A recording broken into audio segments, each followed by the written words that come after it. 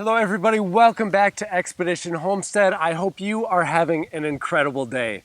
It is a beautiful 60 degrees out here in Wisconsin, the day before Mother's Day. So we're gonna get out here and fill up our planter full of some beautiful annual flowers. We're gonna fill up this planter with hardy gladiolas and regular gladiolas in the background of this planter. So they're gonna be the nice tall flowers filling in the background.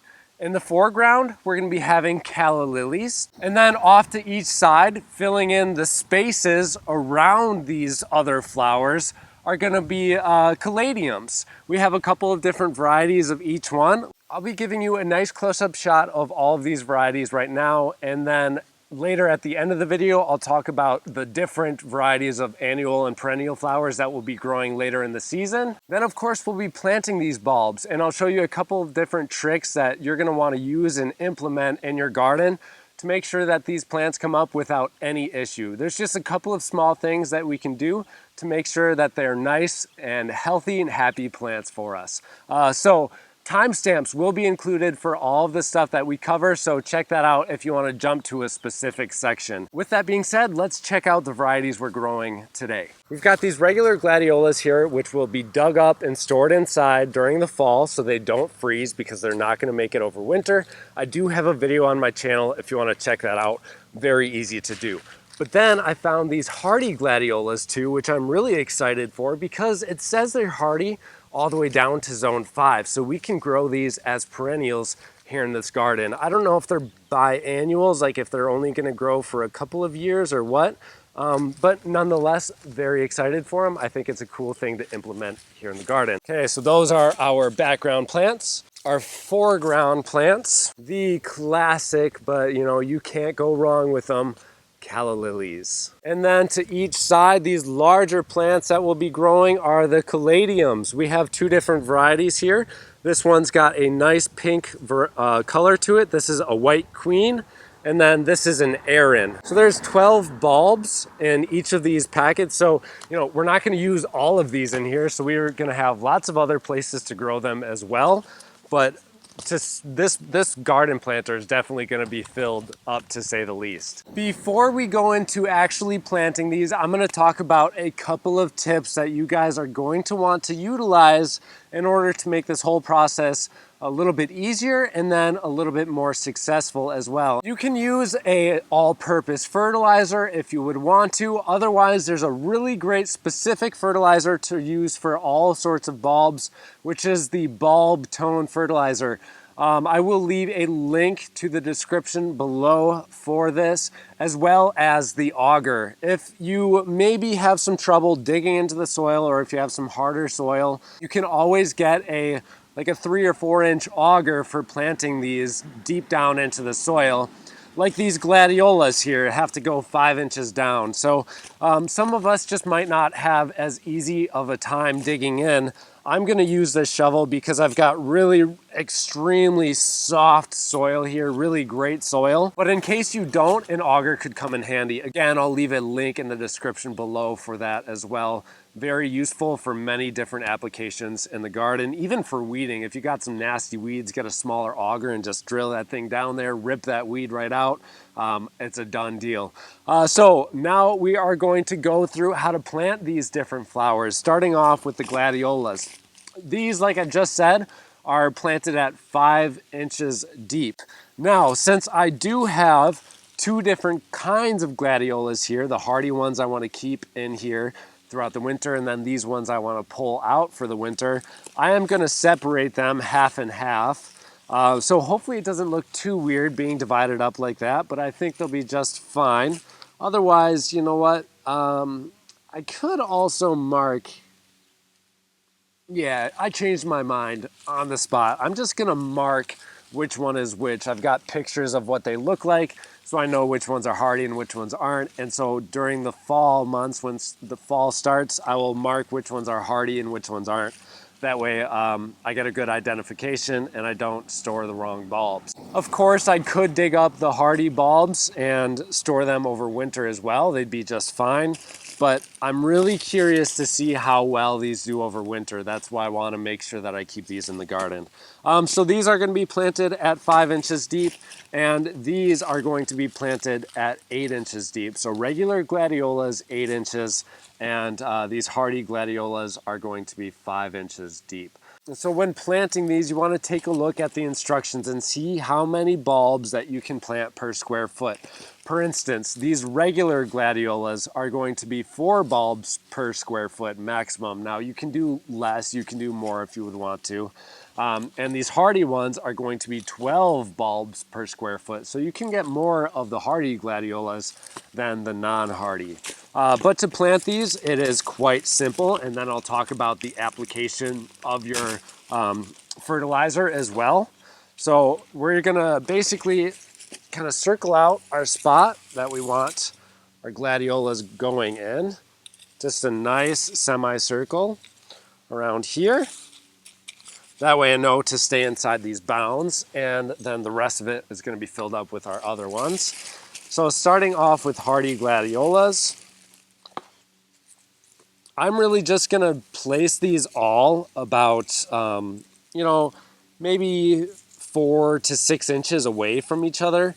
You don't have to stick to the rules exactly as it says. You can place these kind of however you would like to, but just keep in mind you don't want to get them really, really close to each other. That's going to be the only problem you'll have.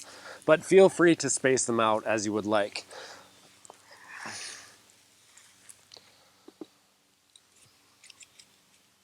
So I'm just going to go around and make a bunch of holes all over the place here. Again, making sure that I'm able to get this plant down about 5 inches deep.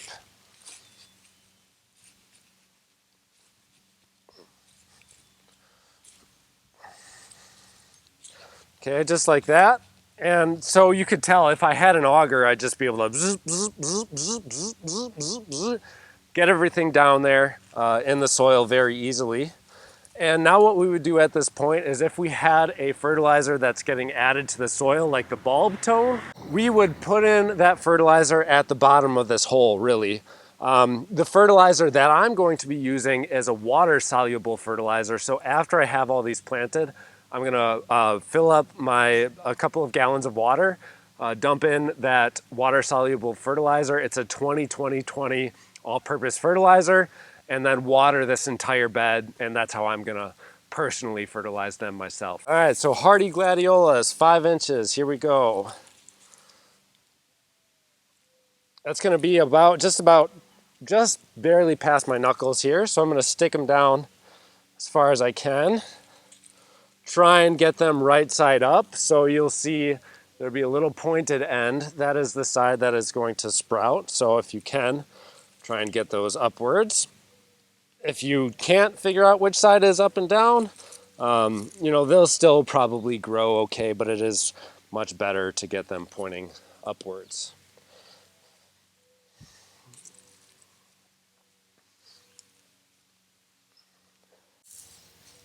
Okay. All right.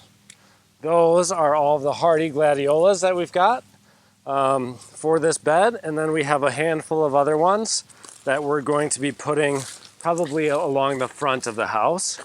But now we are doing the regular gladiolas here. Again, these are now 8 inches deep. There is a couple of bulbs that should be put in the ground just before the frost date, but many of them are going to be put in after the frost date. So here we are now just at the beginning of May. Usually I would put these in about halfway through April or a little bit later, say about, April 25th-ish, the last week of April to the first week of May. But we have been a couple of weeks behind this season. Just the weather has not been cooperating.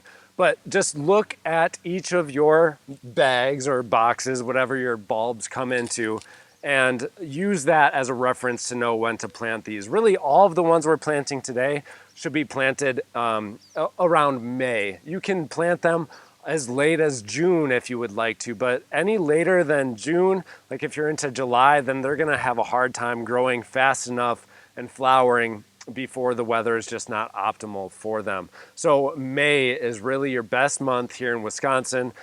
Depending on where you live, obviously it's going to be a little bit different. All right, I think with the regular Gladiolus, I'm going to be putting them kind of like an arrangement around the far outside edge of our semicircle here.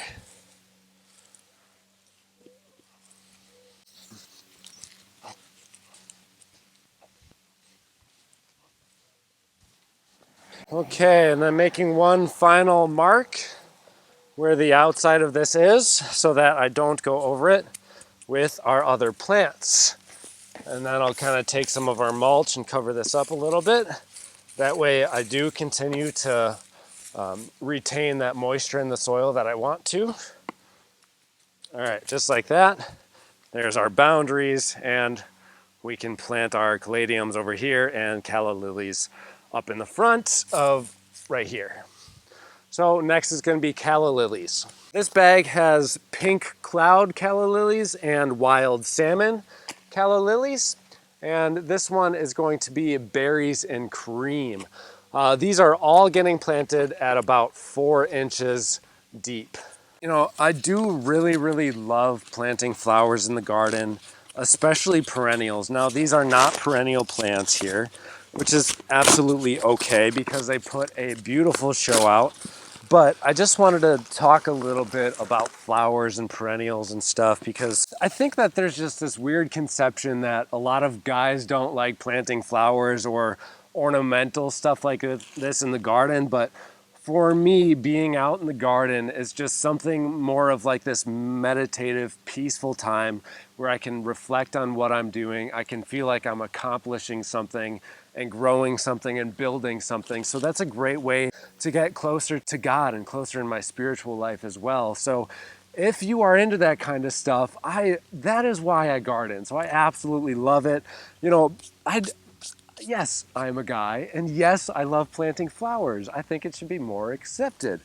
Here, let's get these calla lilies in. Again, the wild salmon I've got, then the pink cloud.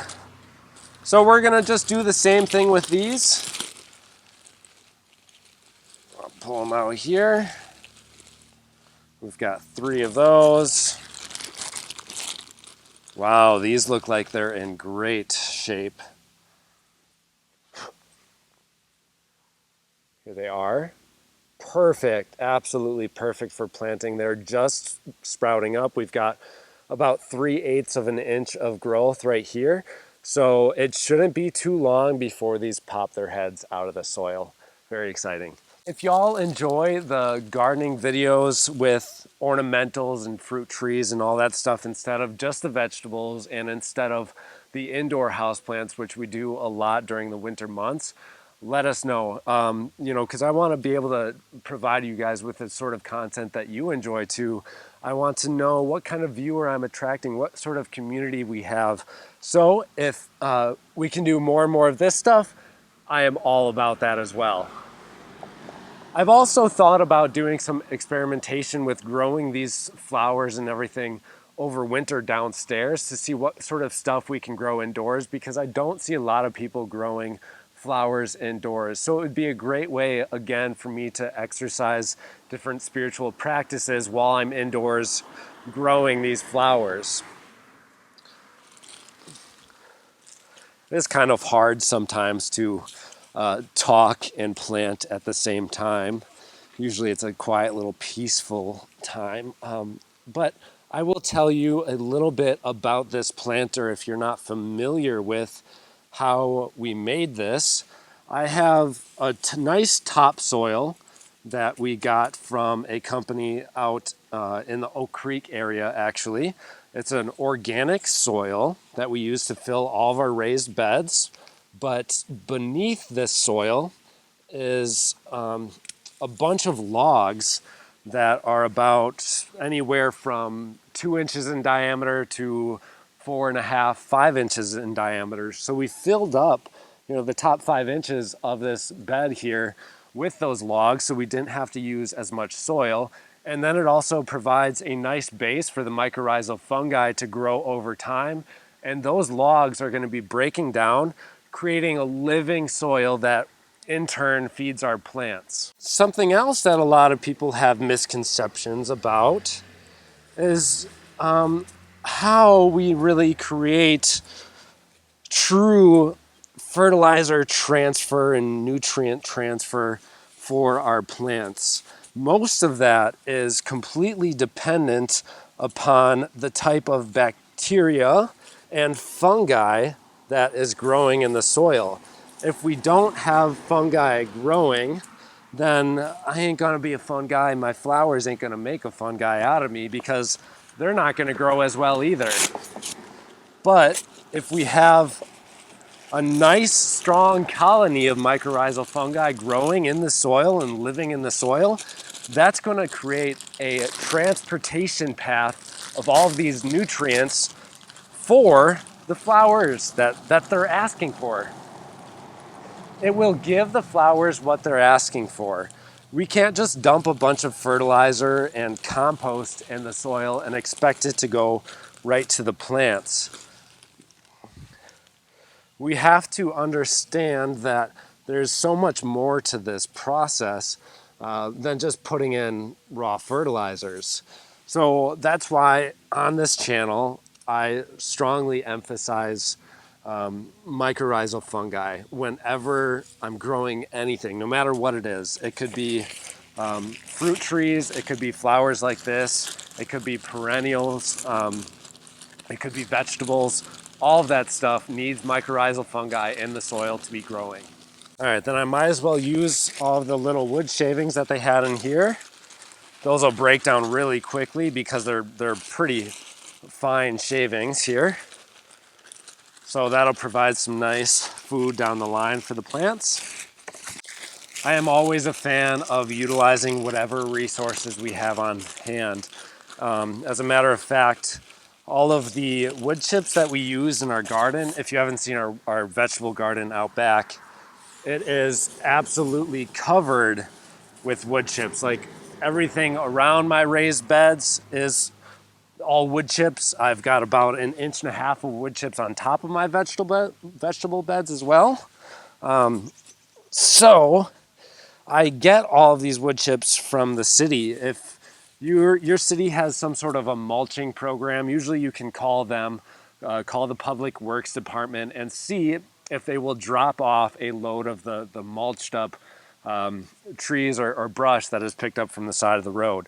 Now, some people have concern with this, that it's going to introduce disease into your garden or something, but I have never had an issue. I've searched many online chat channels as well, and I haven't really found very many people having this issue, so I would say that it's kind of null and void, something you really don't have to worry about for the most part.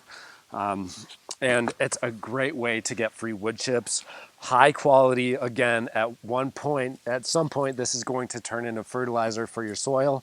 It's constantly breaking down and creating food for the worms, bacteria, and microbes in the top surface of that soil, which is so crucial and critical for our plants' development. Okay, on to the caladiums. I've actually never planted these before, so I'm very excited for it. These are the 12 Aarons, and these are the white queens, so we're going to be kind of dividing these up. These plants grow up to be 20 inches. The planting depth is 2 inches deep, and the spacing is 6 inches apart. I will probably do about, I don't know, 8 bulbs on each side. That way I get a couple of more that I can plant in different areas around the property. I can't open the bag. 1, 2, 3, 4, 5, 6 of those. All right. 1, 2, 3, 4, 5, 6, 7, 8 of those. And 1, 2, 3, 4, 5, 6, 7. There's only 7 in that bag. I guess we'll deal with 7 of them. I don't really want to open up the whole other bag right now. These, they kind of look like bear poop, to be honest. Here, that's what they look like here. So that is the rhizome of the plant. These will be dug up and stored over winter. Very, very cool.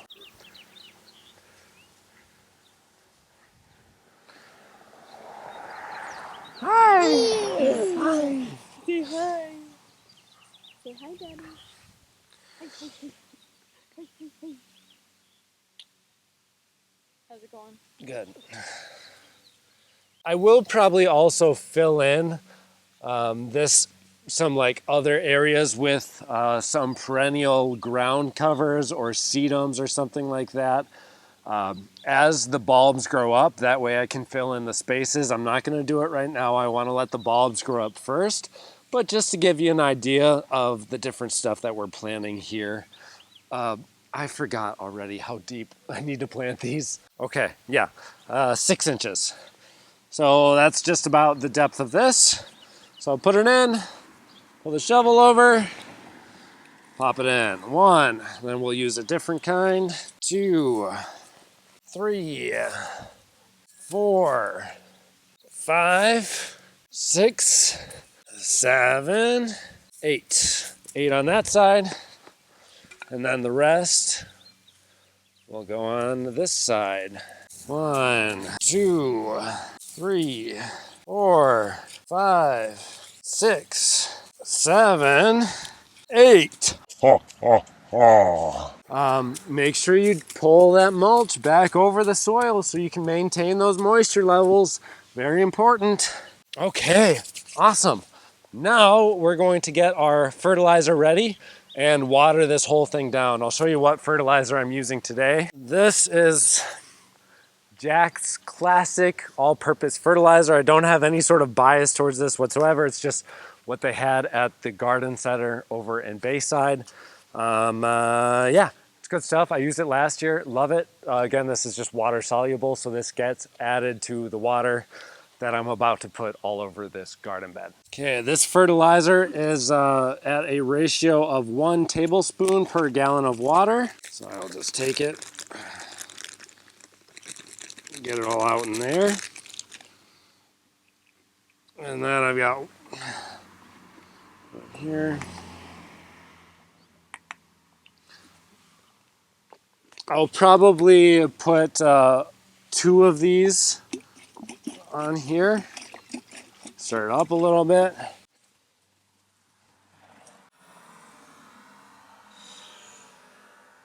Sorry. There's always bloopers. No matter what you're doing, something will always go wrong. All right, there's 1. And there is 2. Another technique that you could use if you've got perhaps a larger area than this, some containers will tell you how many square feet you can cover it with whatever amount that might be. So then you could sprinkle it over the soil and then water it very, very thoroughly, bringing that fertilizer down into the soil. And like we talked about really early on in the video, is you could also use that bulb tone fertilizer down in the bottom of the hole that you put your bulbs into. So from here on out, I will want to make sure that this stays a little bit more moist than usual. I'm going to want to water this bed about once every 4 days to make sure that these bulbs can pop up and are nice and strong for us. If this soil dries out completely or we don't get a lot of water on them and they're trying to sprout up and grow, it's just not going to be very good for them. So we want to keep a kind of pretty moderate level of moisture, but we don't want it to dry out completely. It is kind of like the same as many other things. When we're starting our seedlings, we want to keep it moist. When we're starting our vegetables in the backyard, we want to keep it moist. We don't want to waterlog it. We don't want water sitting in this bed, but being outside, that's going to be pretty hard to do. So just make sure you keep them well watered, again, about once every 4 days, unless you're in a really hot climate, which they're probably not going to be doing well anyways if it is too hot outside. But all right, let's talk about all of the different other plants that we're going to be planting out in the garden later this year, so you can look forward to seeing these plants grow. And also, I just got a new package. This is a new lens for the camera. It's a wide angle Sigma 1.4 16 millimeter lens. I am so excited for. I'm gonna pop this bad boy on and see what it looks like. Whew, let's do it. Okay, we got it out here. Sigma 60 millimeter, 1.4. Woo. The reason why I got this lens is because, I just don't get as much of a wide angle that I would like with this current lens that I have. This is just the regular kit lens that comes with my Sony a6400. I've been holding off on buying a new one for years. Finally did it, so let's see what it looks like. It's gonna be so much better in low light conditions, so my ISO doesn't have to be up very high, all that good stuff. So just hopefully a nice little addition to the channel. Okay.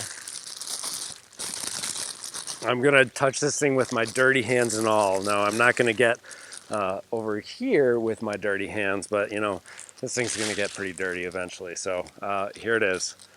Let's pop it on, see what it looks like. So to illustrate, see how close my hand is? And we've got like that bokeh in the background, so it's nice and blurry, but yet my hand is pretty well in focus. You can go pretty far out, and nice close in with these shots.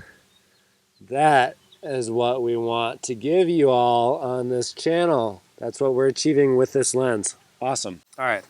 So the other flowers that we've got to plant yet, we have this Leatrice right there. We've got two different varieties of clematis.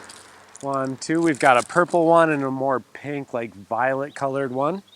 Then this is a butterfly garden mix. There. We've got Convallaria. My wife picked out all of these. She found a great deal at Costco, so she couldn't pass it up. I don't blame her, and absolutely not worried about that. Babe, you can spend money on flowers whenever you want to. Feel free. We've got a Stilby, which is an incredible perennial. Love those. Then this butterfly garden mix. These are all perennials too. We've got Decentras or bleeding hearts. And yeah, I think that's it for today's video. If you enjoyed today's content, found it fun and possibly even a little bit educational, I encourage you to subscribe to the channel, give us a thumbs up. Let's hit 100 thumbs up on this video. It would be incredible. Love you all, happy gardening, and we'll see you in the next episode.